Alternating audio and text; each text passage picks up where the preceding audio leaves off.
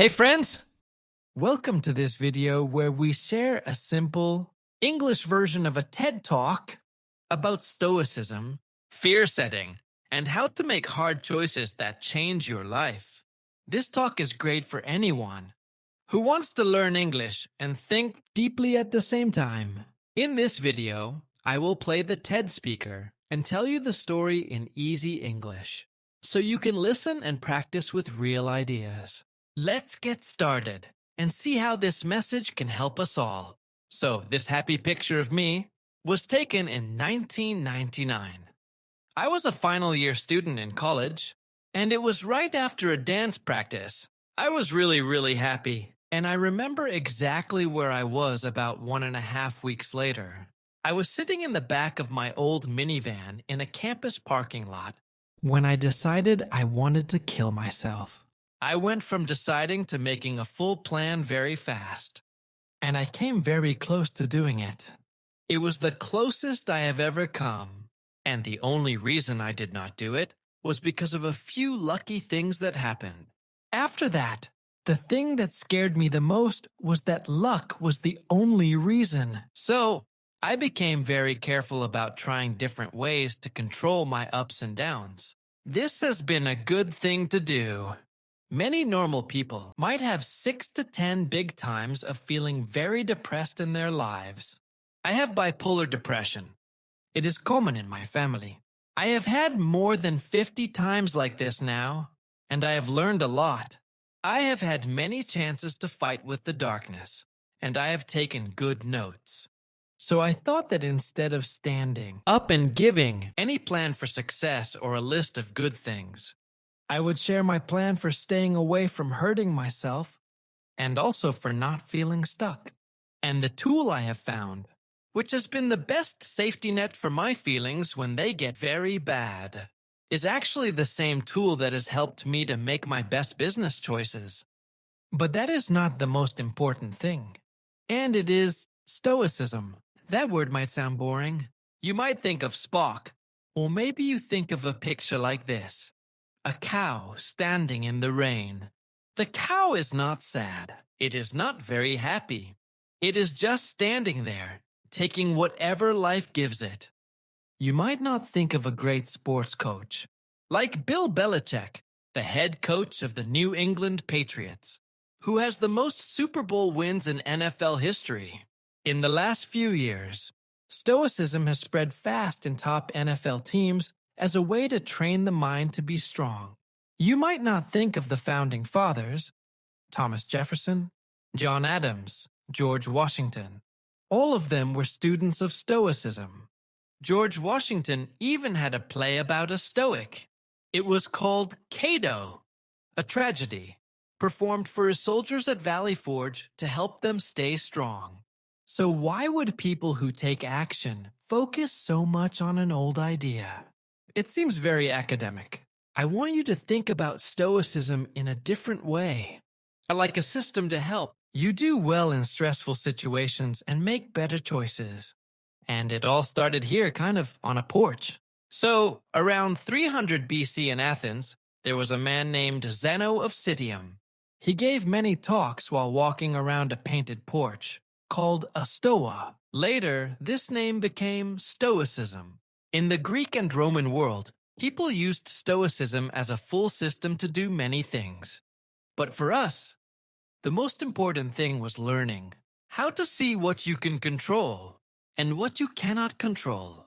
Then you do exercises to only focus on what you can control. This helps you feel less emotional, which can be like a superpower. For example, if you are a quarterback and you miss a pass, you might get very angry with yourself. That could make you lose the game. If you are a CEO and you get very angry with a good employee because of a small mistake, you might lose that employee. If you are a student in college and you have strong feelings that never stop, you might lose your life. So, the risk is very big. There are many tools in Stoicism to help you with this. I am going to talk about one tool that changed my life in 2004. At that time, 2 things happened. One thing was that a very close friend of mine A young guy my age died from pancreatic cancer very suddenly. Then my girlfriend, who I thought I would marry, left me. She had had enough. She did not give me a sad letter, but she did give me this, a Dear John plaque. I am not making this up. I still keep it. It says, business hours are over at 5 o'clock. She gave it to me to put on my desk so I could think more about my own health.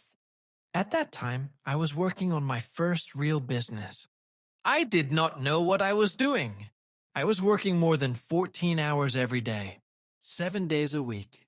I was using things to help me wake up and other things to help me sleep. It was terrible. I felt trapped. I bought a book about living simply to try to find answers. And I did find one quote that really helped me.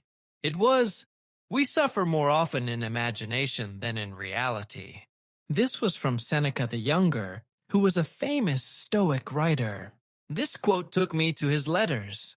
Then I found an exercise called premeditatio malorum, which means thinking about bad things before they happen. In simple words, this means you imagine what bad things could stop you from doing something, so you can find ways to get past those bad things. My problem was that my mind was too busy. Just thinking did not help me. I needed to write my thoughts on paper, so I made a writing exercise for myself that I called fear setting. It is like goal setting, but for your fears. It has 3 pages and is very simple. The first page is like this. What if you write whatever you are afraid of, or what makes you feel worried, or what you are not doing. It could be asking someone out, ending a relationship, asking for a raise, quitting your job, or starting a company. It could be anything. For me, it was taking my first vacation in 4 years. I wanted to leave my business for 1 month and go to London. I could stay at a friend's place for free. I wanted to see if I could remove myself as a problem in my business or close it down. In the first column called Define, you write down all the worst things you can think of if you do that thing. You should have 10 to 20 ideas. I will give you 2 examples. One was, I will go to London. It will be rainy. I will feel sad. And the whole thing will be a waste of time. Another was, I will miss a letter from the IRS, and then they will check my taxes or shut me down. Next is the Prevent column. Here you write how you could stop each bad thing from happening, or at least make it less likely. So for feeling sad in London, I could bring a small blue light and use it.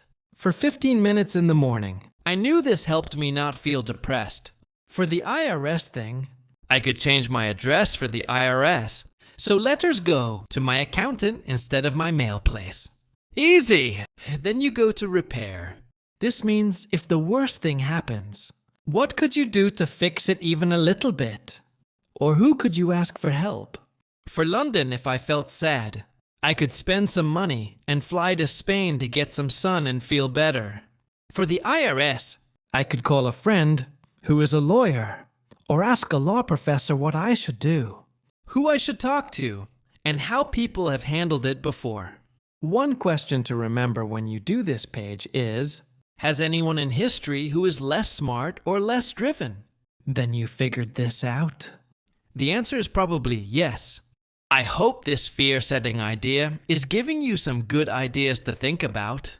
If you enjoy learning English through real TED stories like this, please like this video and subscribe now. It really helps me keep making more. Alright, let's go back to see why the cost of doing nothing can be even bigger. The second page is easy.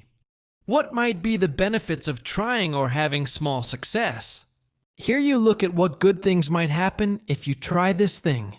Could you get more confidence, learn skills, feel better, get more money? What good could happen if you get even a small success? Spend 10 to 15 minutes on this. Page 3 might be the most important, so do not skip it. The cost of inaction. People are very good at thinking about what might go wrong if they try something new. like asking for a raise, but they do not think about the big cost of not changing anything. So you should ask yourself, if I do not do this thing or other things like it, what might my life look like in 6 months, 12 months, or 3 years? Do not go further because then it feels unreal. Be detailed. Think about feelings, money, health, everything. I can look back at all my big wins and my biggest problems that I did not have because I did fear setting every few months. It does not fix everything. You will find that some fears are real, but you should not decide that without looking at them closely. It will not make every hard choice easy, but it will make many of them easier. I want to finish with a story about one of my favorite modern-day Stoics. His name is Jerzy Gregorek. He is a 4-time world champion in Olympic weightlifting, a political refugee, a poet, and he is 62 years old. He can still beat me in weightlifting, and probably beat most people here too. He is amazing. I spend a lot of time at his porch, asking him about life and training. He was part of the Solidarity in Poland, which was a peaceful group for social change. The government stopped it with violence. He lost his job as a firefighter. Then his teacher, who was a priest, was kidnapped, hurt badly, killed, and thrown into a river. Jerzy was then threatened. He and his wife had to run away from Poland and move from country to country until they came to the US with almost nothing. They slept on floors. Now he lives in Woodside, California, in a nice place. Out of more than 10,000 people I have met, I put him in my top 10 for success and happiness. One day, I sent him a text asking if he had read Stoic philosophy. He sent me 2 pages back. This is not normal for him because he does not write long texts.